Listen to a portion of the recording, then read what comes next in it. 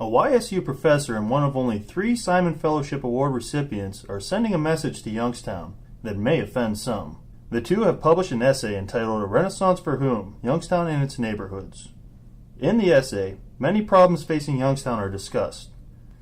The two recently sat down with the Jambar to explain what is essentially a call to arms. The essay cites corruption in government, a lack of interest in the populace, and the blind eye of the media as the culprits for allowing Youngstown to decline so much over the years. James Rhodes, and I'm a research fellow from University of Manchester, Sociology Department. I'm John Russo.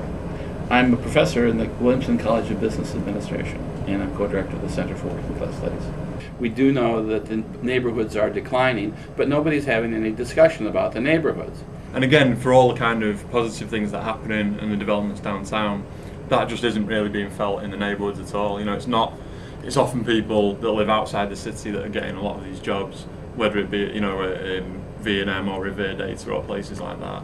Well, I think first of all that a number of issues have to be settled, and I think that was the purpose of the article, was to say, look, there's been an enormous amount of discussion about the types of economic development, and it's been very important, and we right away in the article we try to make sure everybody understands that.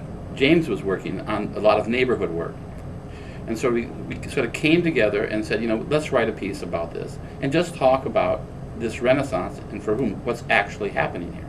We found out that there was 22,000 jobs lost between July of 2007 and July of this year. That's as large as any 3-year period during the steel crisis, but people don't want to recognize that.